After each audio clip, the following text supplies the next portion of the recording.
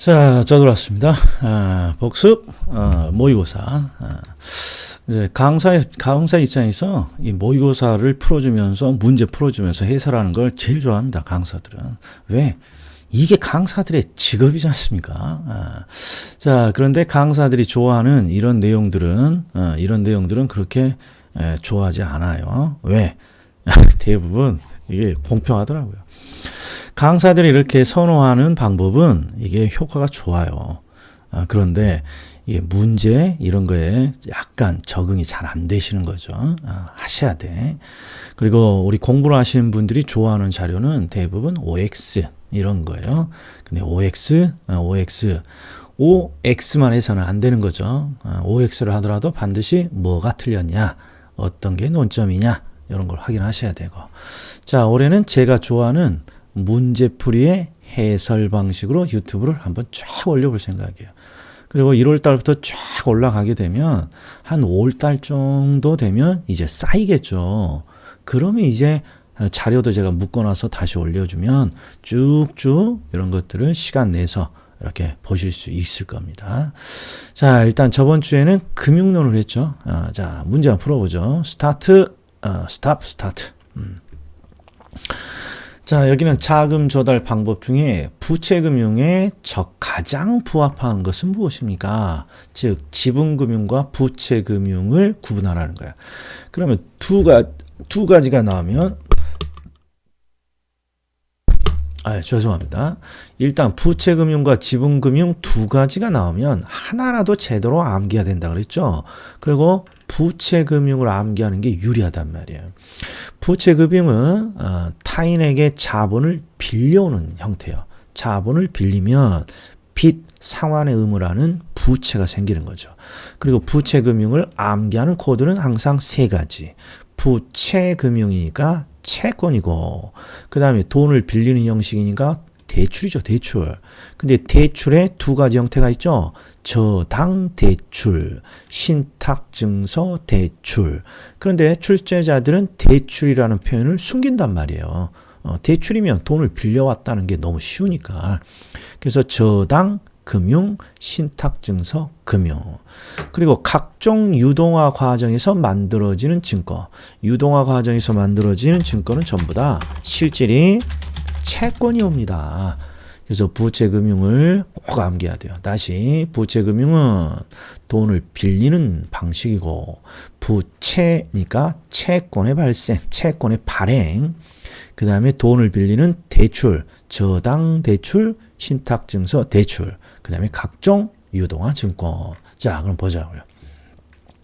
부채금융은 대표적인 게 채권이에요, 채권. 자, 1번 주식 나오면 찌읒자. 그러니까 얘는 지분금융이죠.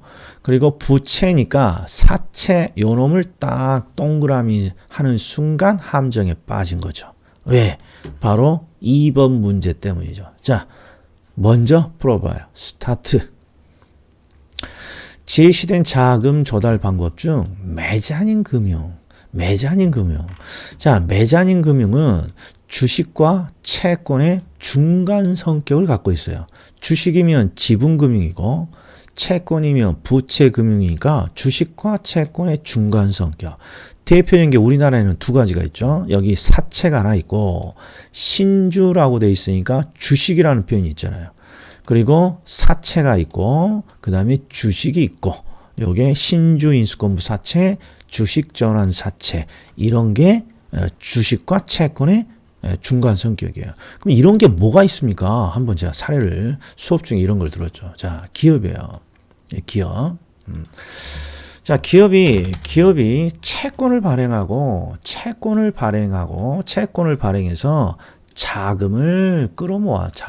끌어모았습니다. 그러면 채권을 발행해서 자금을 끌어모았습니다. 그러면 채권이라는 게 차용증서 일종이잖아요.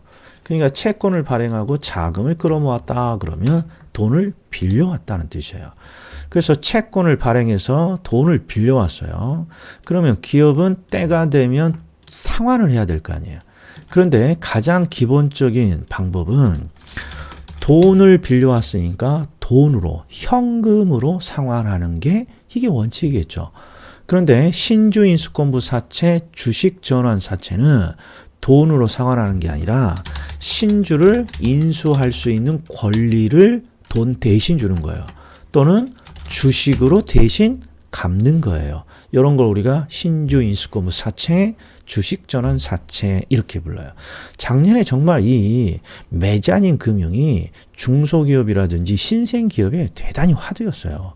이게 지금 기업의 입장에서 제가 설명하고 있는데 투자자 입장에서 한번 봐요. 투자자 입장에서. 제가 이 A라는 기업이라고 하죠. 이 기업이 발행한 채권을 사서 채권에 투자해서 자금을 기업에게 줬어요. 그러면 돈을 분명히 빌려준 거죠. 채권을 통해서 내가 자금을 줬으니까 돈을 빌려준 거예요.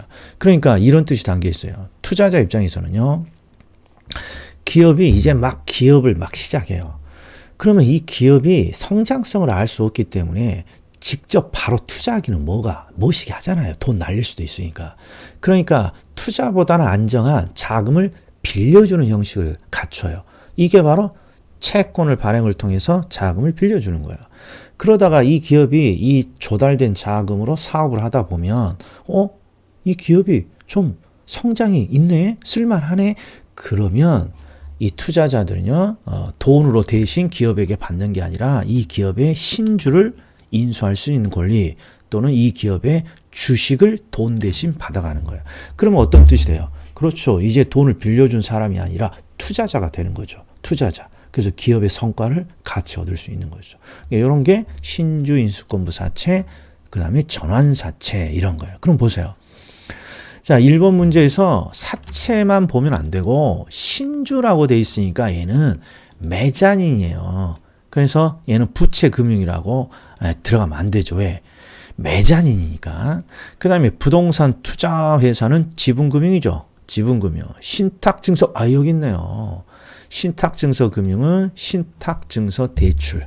대출 4번이 부채금융이네요. 조인트 벤터가 아니라 벤처가. 그래서 메자닌 금융이 꼭 부채금융의 함정으로 잘 나와요. 이유는 뒤에다 채권이라는 형태의 채자가 들어가 있기 때문에 그렇죠. 그러나 신주인수권부사채, 전환사채는 메자닌으로 분류가 됩니다. 그래서 제시된 자금 조달 방법 중 메자닌 그러면 일단 여기 있네요. 전환사채, 전환사채.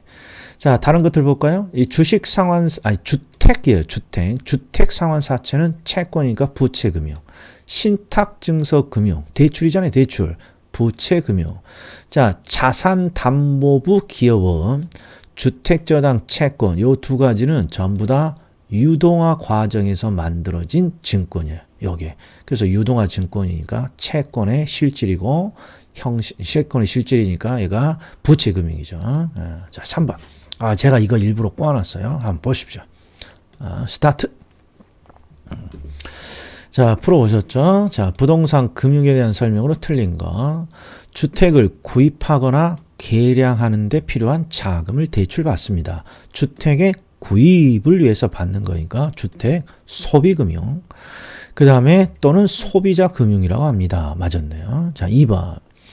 은행이 주택 구입에 필요한 자금을 차입자에게 대출해주는 시장을 주택자금 공급시장이라고 하고 은행 등에게 대출에 필요한 자금을 공급해주는 시장을 주택자금 대출시장이라고 한다. 이거 제가 수업 중에 반드시 낸다고 내가 예고해드린 문제죠. 자, 첫 번째 문장은 은행이 주택 구입에 필요한 차입자에게 자금을 대출해준다고 돼 있어요. 대출. 그러니까 얘는 주택자금 공급시장이 아니라 얘가 주택자금 대출시장인 거죠. 그 다음에 대출을 해주기 위해서는 은행이 대출을 해주기 위해서는 어딘가로부터 자금을 공급받아 와야죠. 그러니까 은행 등에게 대출에 필요한 자금을 공급해 줍니다. 얘가 바로 주택자금 공급시장이 되는 거죠. 공급시장이 우리 시험에 나와서 많이 틀린 문장이에요. 자, 그 다음에 3번 시장금리가 상승하면 대출금리를 고정시킨 은행의 수익성이 악화된다. 그러면 뭐가 떠올라야 됩니까? 금융의 위험. 자, 금융의 위험을 우리는 항상 최조 이렇게 암기하죠. 맨 위에 있는 이자율 위험은 항상 뭐가 상승할 때 시장금리가 상승할 때 나타나는 위험이고 조기상환 위험은 시장금리가 하락할 때 나타나는 위험이죠. 자, 그럼 문제 한번 볼까요? 시장금리가 상승하면 대출금리를 고정시킨 은행의 수익성은 악화되죠. 이유는 시장금리가 올라가면 은행도 대출금리를 올려야 되는데 아차차 대출금리를 고정시키는 고정금리 상품을 팔았구나. 그래서 악화되는 거죠. 옳은지 뭐.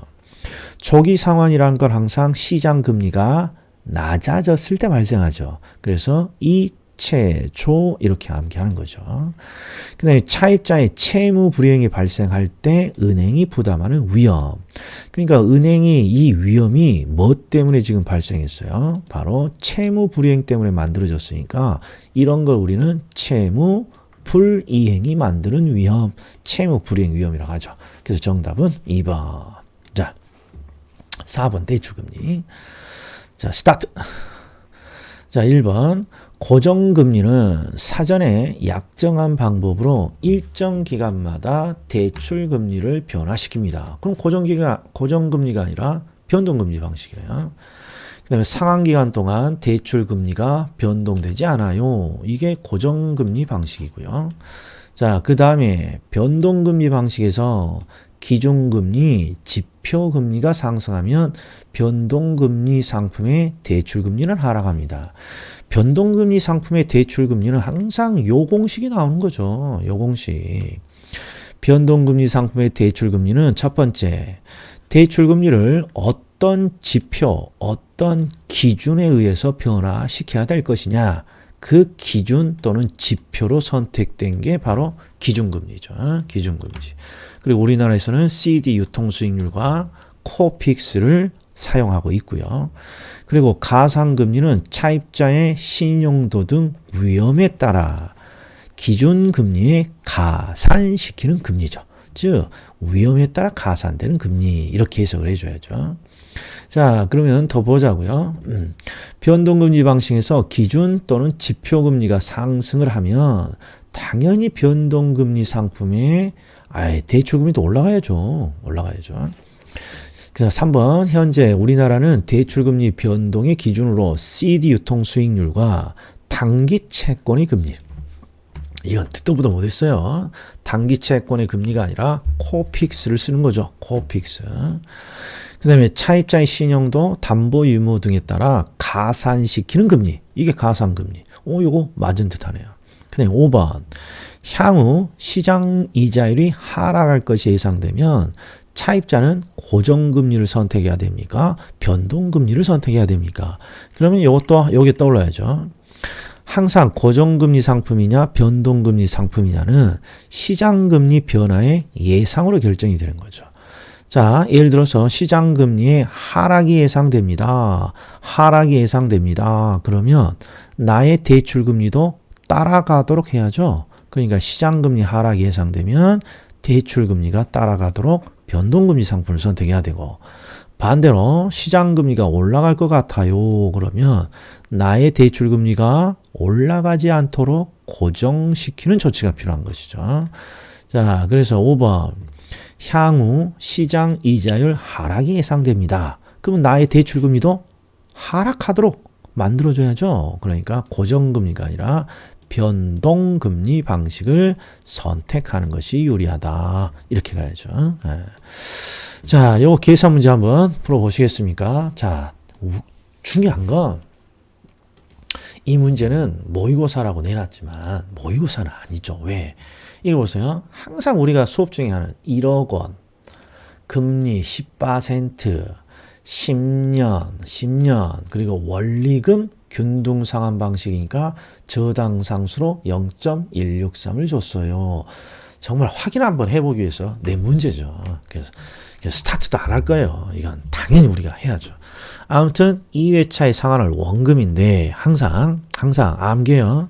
1억 10% 10년 저당상수 0.164 그리고 지금 원리금 균등이에요. 원리금. 자, 그러면 우리가 항상 했던 대로 해보자고요. 원리금 균등 상환 방식은 흐름이 달라요. 첫 번째, 은행이 1억을 대출해 주면서 원리금을 균등하게 상환해 이렇게 말했단 말이에요. 이 말은 균등한 원리금을 은행이 단 조건이니까 먼저 결정해 줘야죠. 그래서 항상 원리금 균등은 균등한 원리금을 먼저 찾고, 이 원리금이 차입자가 원리금을 지급하면 그 중에 은행은 이자가 얼마고 그 중에 원금이 얼마인지를 이렇게 구분하는 것이죠. 이게 포인트죠. 차입자가 매년 원금과 이자 합계를 균등하게 상환하면 은행은 그 차입자가 낸 돈을 얼마가 이자고 얼마가 원금인지를 구분한다 이런 말이에요. 자, 그러면 첫 번째, 균등한 원리금은 어떻게 찾나요? 대출 금액에 저당 상수 0.163을 곱하면 되는 것이죠. 그러니까 차입자는 첫 해 1,630만 원을 갖다 주면 되는 거예요. 그런데 이걸 받으면 은행은 일단 1억 원에 10% 이자니까 첫 해 1,630만 원 중에 1,000만 원을 1억으로 10% 이자, 1,000만 원을 이자로 기록하고 나머지를 630을 원금 상환분으로 기록하는 거죠. 그래서 원금 상환분으로 630을 기록했으니까 이제 1억이 아니라 630만 원을 뺀 잔금이 9,370이 되는 거죠. 그러면 그 다음에도 1,630만 원을 차입자가 갖다 주는 건 똑같아요. 이게 조건이니까. 균등한 원리금이니까. 그런데 이 1,630만 원의 이자가 얼마인지가 다르죠. 자, 1기에는 1,000만 원 이자는 대출 금액 1억 원을 1년간 쓴 이자죠. 그러나 2기에는 지금 원금을 630만 원 털어내서 잔금이 9,370만 원이니까 9,370만 원을 1년간 쓴 이자 937만 원을 갖다 주는 거죠. 그리고 1,630만 원 중에 937만 원이 이자라고 기록이 되니까 나머지 693만 원이 원금 상환분으로 기록이 됩니다. 이렇게 됐죠. 그래서 간만에 한번 쭉 흐름 잡아봤어요. 그래서 항상 얘는 말 문제가 은행에 갖다 바치는 원금과 이자는 항상 동일하죠. 그런데 그 중에 이자가 얼마고 원금이 얼마인지는 항상 다르죠. 항상 이자가 어떻게 돼요? 감소하죠. 그리고 이자가 감소하는 것만큼 원금은 늘어나게 되는 것이죠. 요게 테마였죠. 자, 6번은 제가 살짝 꽈놨어요. 우리가 수업 중에 했던 1억, 10%, 10년, 그리고 원금 균등인데 제가 이것도 출제하겠다고 예고한 거예요. 수업 중에. 8회차. 그럼 8회차를 일일이 이런 식으로는 못 한단 말이에요. 이런 식으로는. 그래서 얘는 흐름을 일단 보자고요. 은행이 1억을 대출해 주면서 원금을 균등하게 10년 동안 상환해. 그러면 1억을 10년으로 나누면 매년 원금은 1,000만 원씩 갖다 주면 균등하게 되는 것이죠. 그래서 원금 균등 상환 방식은 항상 먼저 균등한 원금을 먼저 계산하는 거예요. 그런데 원금만 갖다 주면 은행이 서운해하죠. 그래서 차입자가 이자까지 계산해서 마지막에 원금과 이자 합계가 이렇게 계산이 되는 거예요. 계산. 자, 그럼 이제 이자를 계산할 때 첫 번째 1억이고 10% 이자니까 두 번째가 1,000만 원이죠. 그럼 원금 1,000, 이자 1,000에서 원리금으로 2,000을 갖다 주는 거죠. 그리고 2,000 중에 원금이 1,000만 원이니까 1억이 이제 아니라 잔금은 9,000만 원으로 이렇게 떨어지는 거죠. 그럼 그 다음에도 원금 균등이니까 1,000만 원이에요. 그런데 뭐가 달라지느냐? 이자가 달라진단 말이에요. 이자가, 즉 9,000만 원을 1년간 쓴 이자를 줘야죠. 이게 900만 원이죠. 그러면 원금 1,000, 이자 900만 원으로 1,900만 원을 갖다 줘요. 이게 FM이란 말이에요. FM. 그런데 자, 이제 9회차나 8회차 이런 걸 물어보면 어떤 가정을 해야 되냐? 항상 이자라는 요소는 어떤 방식이든 점점 감소해요. 왜? 원금을 어떤 식으로든지 원리금 균등이든 원리금 균등이든 원금 균등 상환 방식이든 원금을 첫 해부터 털어낸단 말이에요. 그러니까 항상 이자는 감소하는 거란 말이에요. 자, 위에 있는 요 문제도 봐요. 이건 원리금 균등 상환 방식인데 첫 해 이자가 항상 제일 크고 항상 이자는 감소해요. 감소. 자, 여기서도 우리가 수업을 중에 요거 했죠. 자, 지금 원리금 균등에서 앞 문제에서 이자가 937만 원으로 줄었습니다. 그러면 정확히 말하면 얼마가 줄었어요? 63만 원이 줄었죠. 63만 원이 줄은 거예요. 그러면 937만이에요.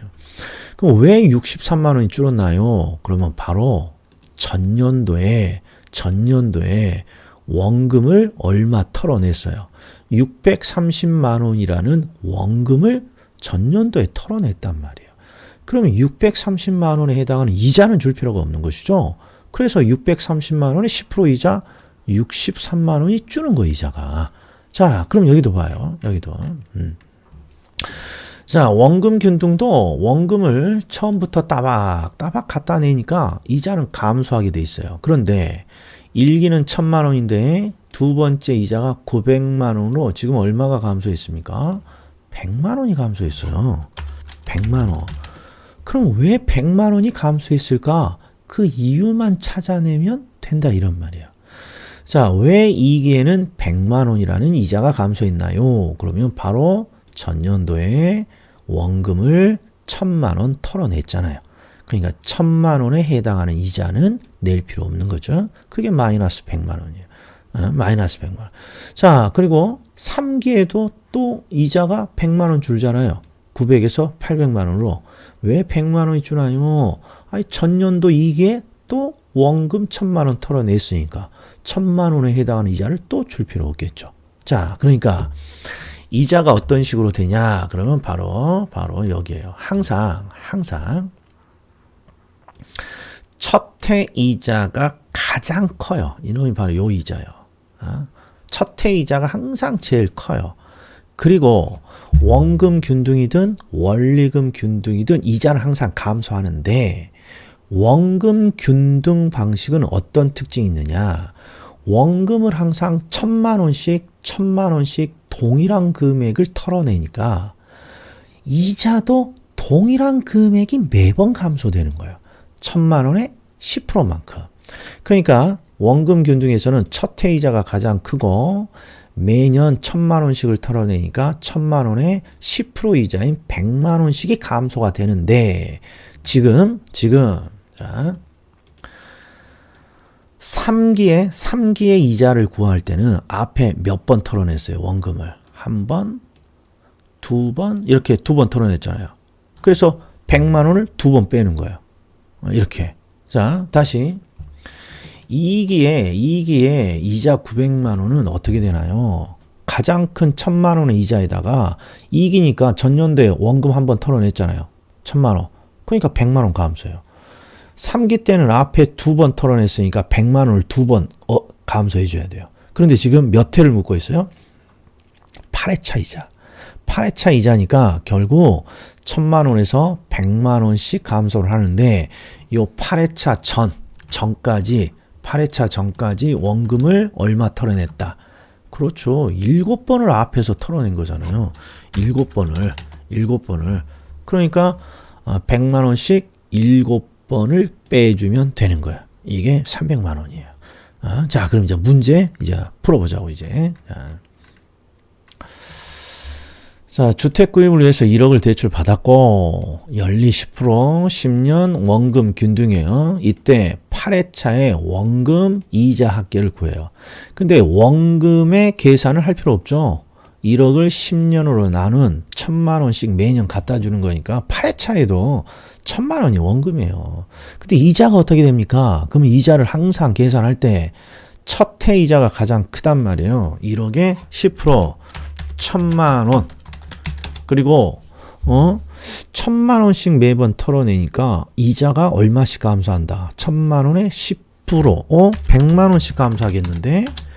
그런데 8회차니까 8회차 이자를 계산하기 전 7년 앞에서 7년 7번을 털어냈잖아요. 7번. 그러니까 요거에 100만 원 7번을 차감해 줘야 되는 거죠. 700만 원을. 그러니까 이자는 300이에요. 그러니까 원금 1000, 이자 300. 이렇게 암산이 된다면 완벽하죠. 최소한 이 문제는 암산이 돼야죠. 왜? 수치를 제가 익숙한 걸 넣어놨으니까. 자, 7번은 말 문제예요. 자, 암기하시라고 넣어놓은 거예요. 우리는 항상 암기를 할 때 이렇게 암기를 했죠. 이렇게 뭘 기준으로? 원금균등. 자, 원금균등 상환 방식은 은행이 기초부터 대부분 1기 기초부터 원금을 더 많이 회수하기 위해서 만든 방법이죠. 그래서 1기 기초의 원금 상환분이 가장 많은 방식, 가장 많습니다. 그러면 무슨 방식이에요? 원금균등이죠. 원금균등. 자, 그리고 원금을 기초에 가장 많이 내니까 원금 플러스 이자 저당 지불액은 누가 또 제일 많아요? 원금균등이 가장 많죠. 그 다음에 기초부터 원금을 많이 상환하니까 기초에 상환 후에 남은 대출 잔금은 원금균등은 어떻게 되는 거야? 얘가 가장 적다 이렇게 되는 거죠. 그 다음에 4번은 대출기간 전체 누적이자인데 이게 대출기간 전체 동안에 낸 누적이자인데 대출기간 전체 항상 이런 기준이죠. 기초부터 원금을 가장 많이 내니까 힘은 들어. 그런데 이걸 잘 참으면 전체적인 이자 지급을 가장 줄일 수 있는 방식이에요. 이게 암기 코드잖아요. 항상 원금균등을 기준으로 암기를 했다. 첫 번째, 기초부터 원금을 가장 많이 내는 방식은 원금균등. 이유는 원금을 많이 내기 위해서, 많이 상환받기 위해서 만든 방법이니까. 그리고 원금이 가장 많다는 건 은행에 갖다 바치는 원금 플러스 이자도 가장 많은 거죠. 원금을 기초부터 많이 내니까 상환 후에 남은 잔금은 항상 가장 적은 방식이고, 기초부터 원금을 많이 내니까 힘은 들어. 그러나 전체적인 이자는 가장 줄일 수 있는 방식입니다. 이렇게 되는 거죠. 자, 그럼 문제 한번 풀어보죠. 자, 기초에 은행에 지급하는 원금이 가장 큽니다. 원금균등 맞았고, 기초에 은행에 지급하는 저당 지불액이 가장 큽니다. 원금균등. 자, 기초에 상환 후 잔금이 가장 적은 방식은 원금을 가장 많이 내는 원금균등 맞았고, 대출기간 만기까지 차입자가 지불한 총 이자 누적액의 크기. 그러면 뭘 기준으로? 원금균등을 기준으로. 원금균등은 기초부터 원금을 많이 내는 힘든 방식이지만 이걸 잘 버티면 전체적인 이자를 가장 줄일 수 있는 방식이옵니다. 이렇게 되는 거죠. 자, 체증식 상환 방식은 미래에 더 많이 내는 방식이죠. 그래서 미래소득이 증가될 것으로 예상되는 젊은 계층에게 유리한 방식입니다. 이렇게 돼 있네요. 자, 여기서부터는 조금 이제 쉬워지죠. 부동산 투자 회사, 영어로 리츠죠. 리츠에 관한 설명. 자, 1번. 부동산 투자회사란 자산을 부동산에 투자하여 운영하는 것을 주된 목적으로 설립된 회사이다. 맞았고요. 위탁관리 딱 나오면 명목형이 떠올라야죠. 명목형. 따라서 직원을 고용하거나 상근 임원을 둘 수 없죠. 그런데 지점을 설치할 수 있다. X죠.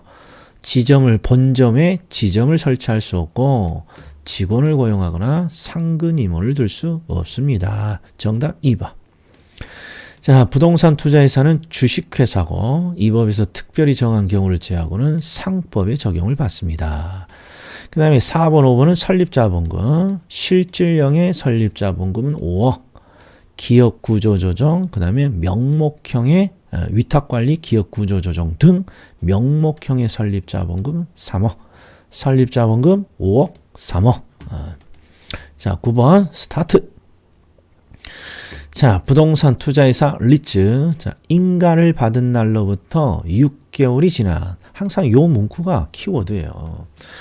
자, 부동산 투자회사가 영업인가나 등록을 받았어요. 그러면 완성체가 된 것이고, 인가나 뭔가 등록이 됐다라고 나오면 무조건 완성체가 된 거니까 소액 투자자들을 대상으로 자본을 모집하러 돌아다녀야죠. 그러니까 최저 자본금이 나오는 거예요. 그래서 인가를 받은 날부터 6개월이 지난 자기관리, 실질력이잖아요. 그러니까 소액 투자자로부터 최소 70억 원 이상이죠. 위탁관리는 명목형이니까 50억 원 이상이고, 그래서 설립자본금은 5억, 3억, 그 다음에 최저 자본금은 70억, 50억 이렇게. 그다음에 부동산 투자회사는 영업인가를 받거나 등록을 한 날부터 2년 이내에 주식 총수의 30% 이상을 일반에 청약에 제공해야 됩니다. 30% 이상은 일반에게 제공해야죠. 그 다음에 부동산 투자회사의 주주 1인 나오면 주주 1인이 가질 수 있는 주식 소유 한도, 1인당 주식 소유 한도, 발행 주식 총수의 50%를 초과하여 소유하지 못합니다. 그 다음에 5번 부동산 투자회사는 총 자산의 70이 아니죠. 총 자산의 80%죠. 80% 이상을 부동산 관련 증권, 현금으로 구성해야 합니다. 그래서 요 세 가지가 자주 나오는 수치죠. 자, 그리고 이 문제에서는 뒤쪽에 뭐 기업 구조 조정은 적용 제한한다. 기업 구조 조정은 적용 제한한다. 이렇게 적어져 있죠. 일단 지금은 통과. 지금은 이런 거 볼 시기 아닙니다. 자, 마지막 프로젝트 회사. 자, 한번 풀어보시죠. 스타트. 자, 첫 번째 이 프로젝트 문제는 요 문제가 해석이 돼야 돼요. 자, 스폰서라는 표현도 평가서 시험에서는 잘 나와요. 스폰서, 사업주예요. 사업주가 특수목적회사인 프로젝트 회사를 설립해서 프로젝트 금융을 받는다는 거예요.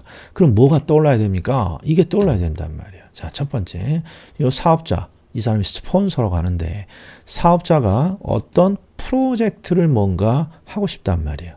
그래서 누구로부터? 은행으로부터 뭔가 자금을 끌어모으고 싶어요. 근데 이제 은행의 입장이죠. 은행은 항상 뭐가 불만족이냐?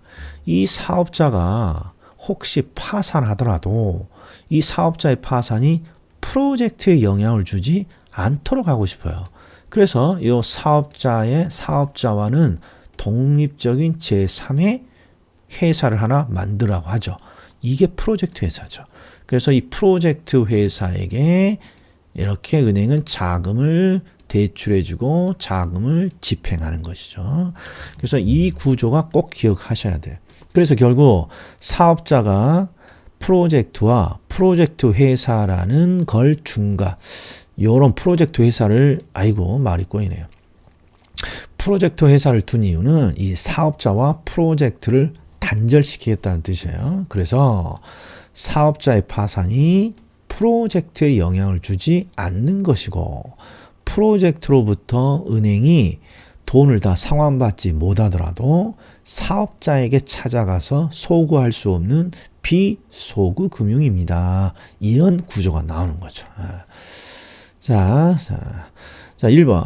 프로젝트 금융은 사업자가 부동산을 담보로 자금을 조달합니다. 일단 틀렸어요. 틀린 건 알겠어. 그런데 이걸 어떻게 고쳐줘야 돼요? 프로젝트 금융은 프로젝트 완성 이후에 현금 흐름을 상환 재원으로 조달하는 기법입니다. 프로젝트 완성 이후에 현금 흐름을 상환 재원으로 하는 금융 기법이죠. 그 다음에 일반적으로 기업 대출보다 금리 등이 낮기 때문에 금융기관의 위험성이 높은 금융입니다. 이 문장은요, 완전히 말도 안 되는 문장이에요. 항상 금리는 위험부터 따져줘야 돼요. 일반적으로 프로젝트 대출은 담보 없이 빌려주는 대출이니까 은행의 입장에서 위험이 굉장히 높아요. 따라서 높은 금리를 책정한단 말이에요. 낮은 금리가 아니라 말도 안 되는 문장이에요. 그 다음에 프로젝트 금융회사의 자금은 건설회사나 시공회사의 자체 계좌가 아니라 에스크로우 계좌를 통해서 특별히 관리하죠. 에스크로우 계좌. 그 다음에 4번, 얘는 기출지문 그대로 해놨어요. 일정한 요건을 갖춘 프로젝트 회사는 법인세 감면을 받을 수 있습니다. 이거 우리가 어떻게 알아? 법인세 감면을 받을 수 있는지 없는지. 그러니까 이런 건 넘어가야죠. 5번, 프로젝트 금융은 소구, 제한적 소구 금융의 특징을 가지고 있습니다. 꼭 맞아 보이지만 비소구, 제한적 소구란 말이야. 비소구, 제한적 소구. 그래서 뭔지 몰라도 4번이 옳은 지문이군요. 이렇게 찾아내야 된다. 이렇게. 자, 이게 시험 A29회 때 한번 나온 거죠. 일정한 요건을 갖춘 프로젝트 회사는 법인세 감면을 받을 수 있다. 자, 여기까지요.